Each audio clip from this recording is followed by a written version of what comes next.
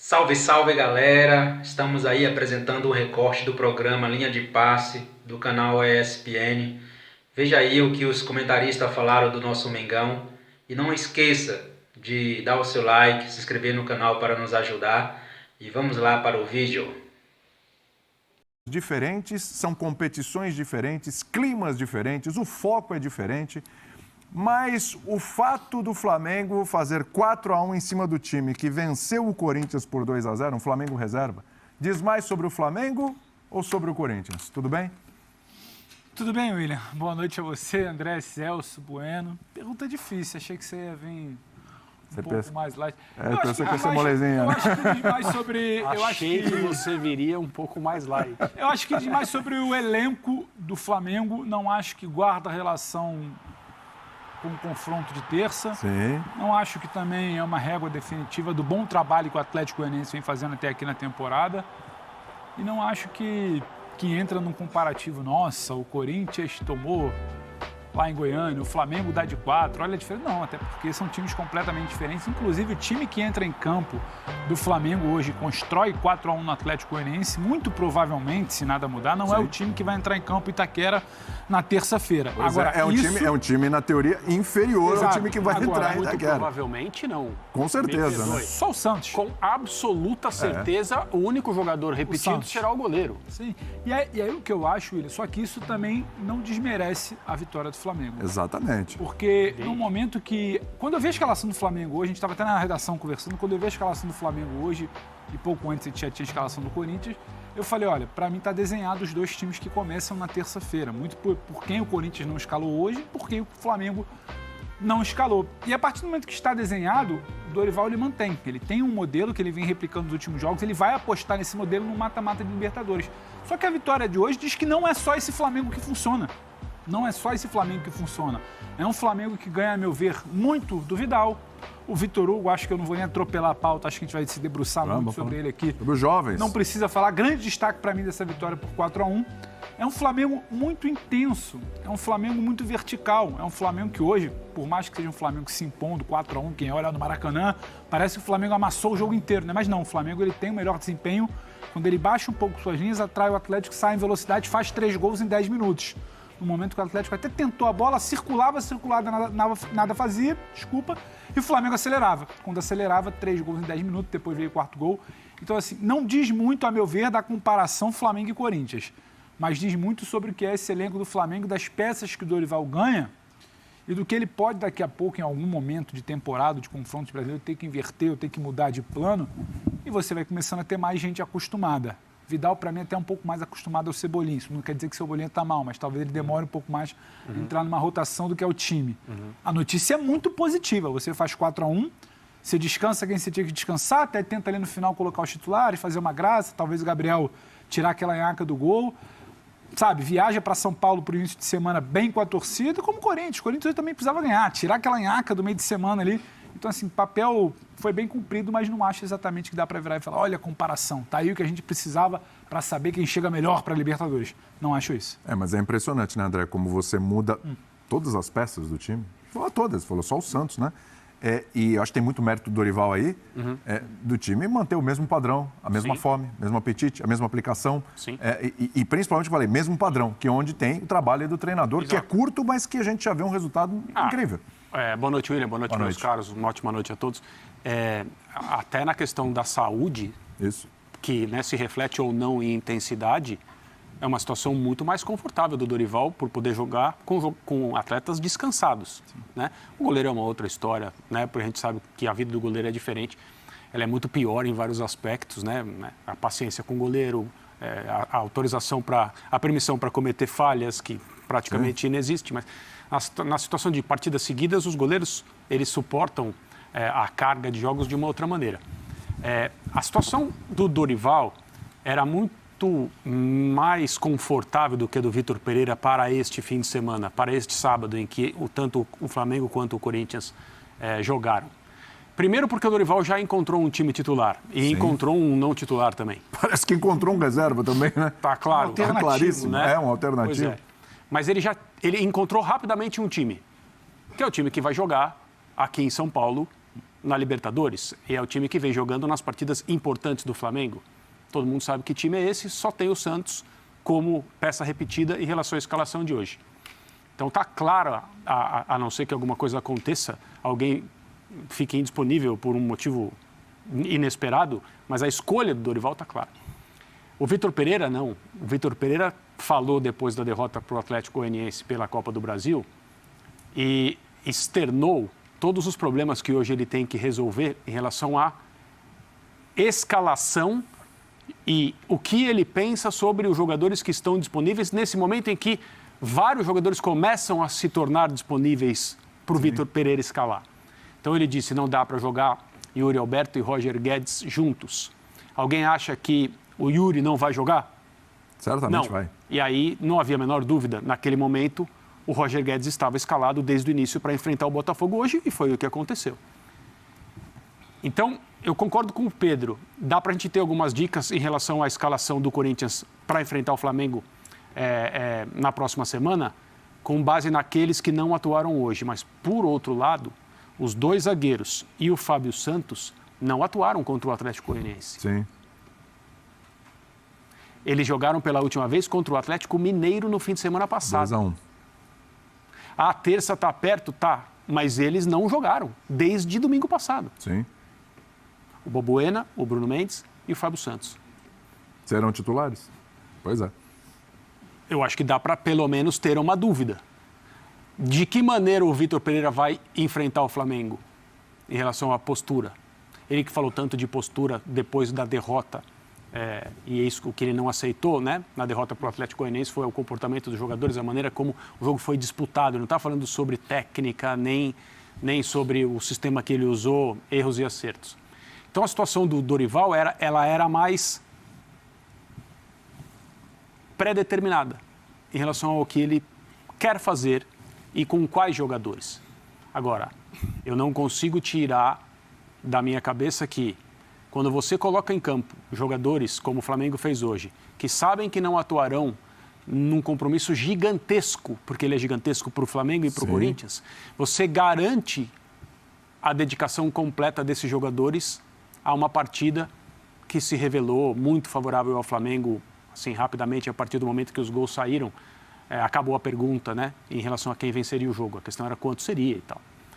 Então, o Flamengo está numa situação mais organizada do que o Corinthians para o início desse confronto da Copa Libertadores. Embora o trabalho seja mais recente, né? Sim. Vitor Pereira chegou antes. Por isso, né, a gente admirando tanto o trabalho do Dorival. Professor Celso Zelt, quanto tempo não fazemos um programa juntos? Fui te resgatar lá pro programa da manhã que você sumiu. Eu vou continuar sumido um pouquinho, viu? Eu achei que eu ia voltar a ficar um pouquinho sumido, aparecidinho, mas talvez no mês de agosto eu volto. Não tem problema, prof. É bom estar com você, viu? Igualmente. Boa noite para você e para os companheiros. Tá crescendo na hora certa o Flamengo, porque assim, não tem hora errada para você crescer, né? Mas assim, segundo turno todo pela frente, o time voando e hoje um jogo mostrando para o Dorival que, assim, opções não faltam, né? E que ele parece que aumentaram, inclusive, o número de opções, né? Porque aí você fala dos meninos, você fala de Vitor Hugo, você fala de Lázaro, que já está vindo muito bem, Mateuzinho, que já está vindo muito bem, mas hoje o Vitor Hugo dando show nessa partida. Quer dizer, eu acho que a boa notícia é essa. Ele está ampliando o leque de opções desse time do Flamengo também. Mais do que os nomes, que a gente já falou isso aqui, não serão os mesmos, mas é um jeito de jogar se consolidando.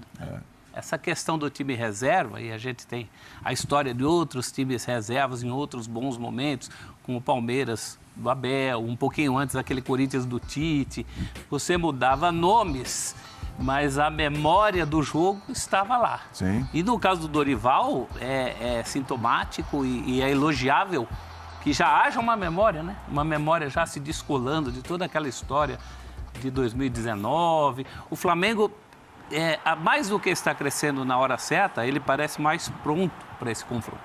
Ele já parecia antes, mas ele parece mais pronto que o Corinthians. A grande aposta do Corinthians é de repente, se juntarem ali os nomes que pouco tenham jogado juntos. Sim. E apareça um futebol suficiente. Os astros se alinharem. Se alinharem ali para o Corinthians passar por esse mata-mata. Eu acho que, de uma maneira geral, e aí eu incluiria o Palmeiras também, todos, hoje, neste sábado, inclusive aumentando a responsabilidade do Atlético Mineiro amanhã contra o Inter. E do Atlético Paranaense contra o São Paulo, porque o Furacão também tem o seu jogo muito importante contra os Estudiantes nesse meio de semana, eles passaram por uma prova de fogo.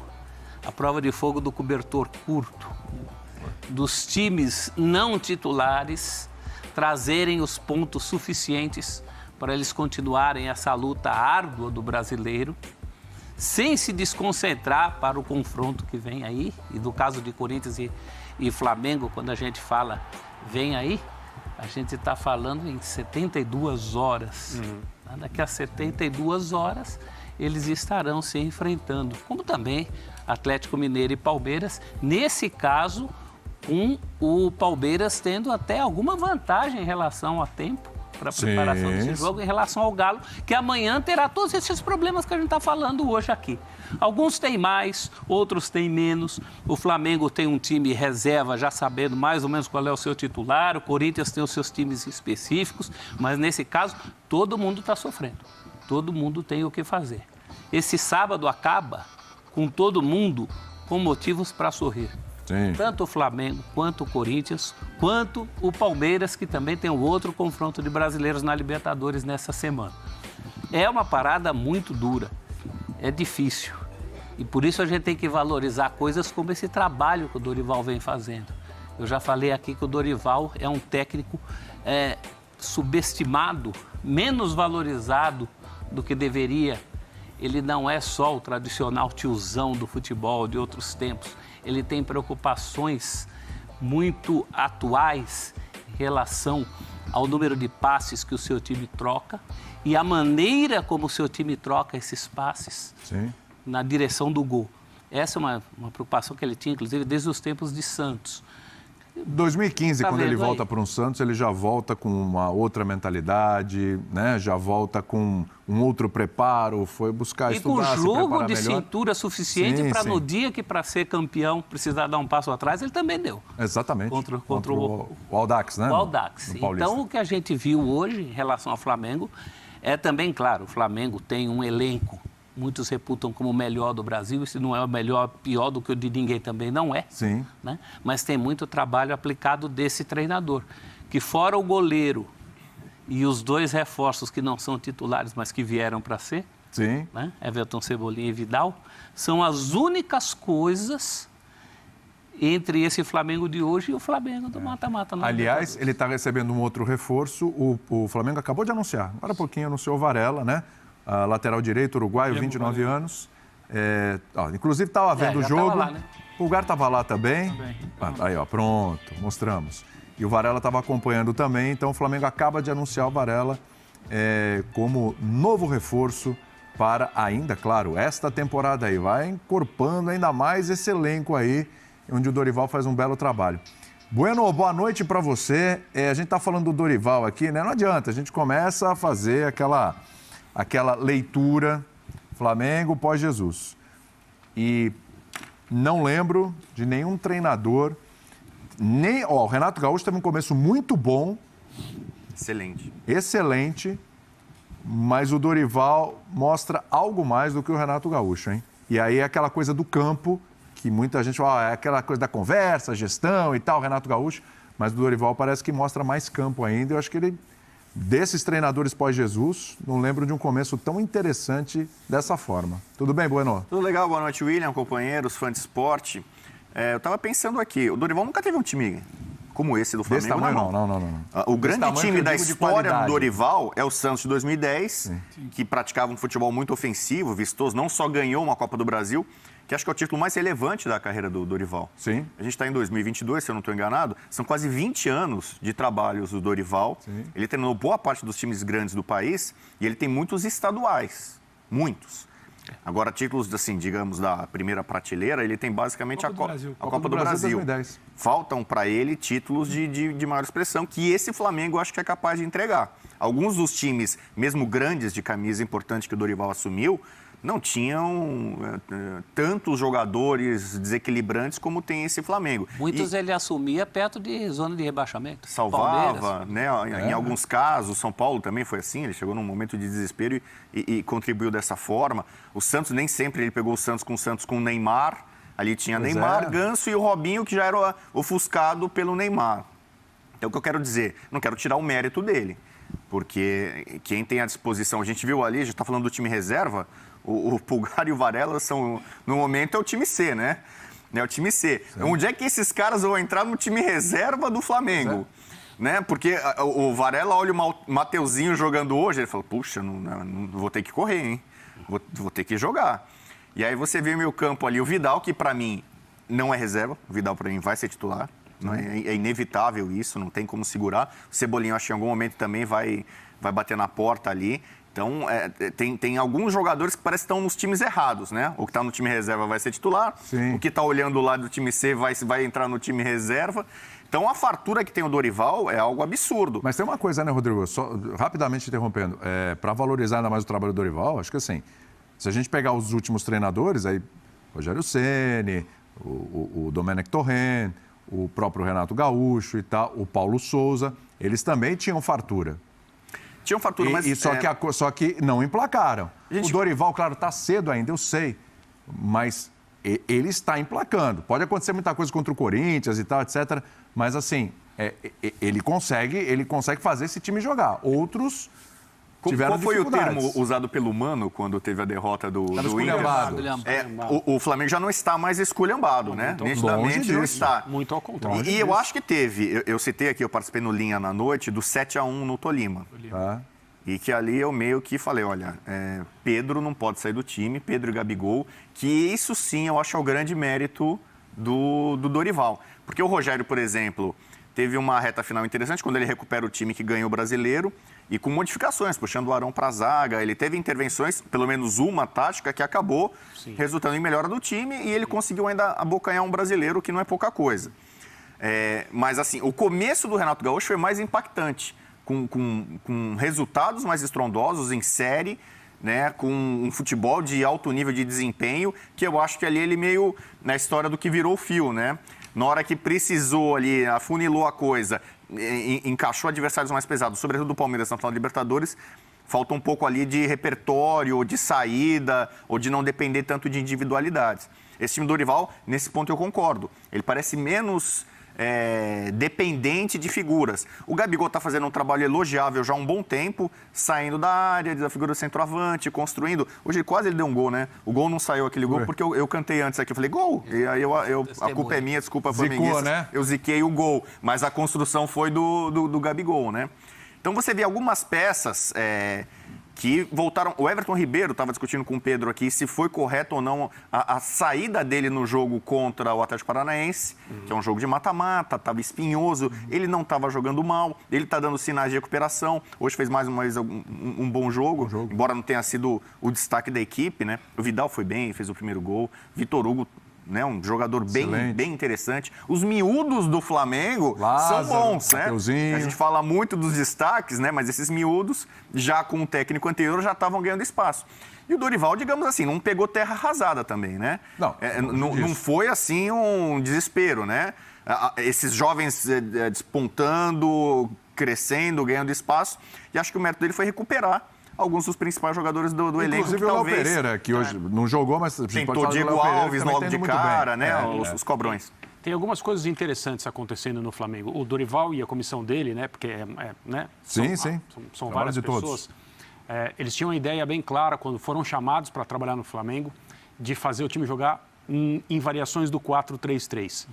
Isso não foi possível imediatamente. A gente lembra do jogo do abraço no Mano. Estava esculhambado. Aquele time jogou com um volante, 2 meias entre linhas, 2 pontas abertos e um atacante centralizado.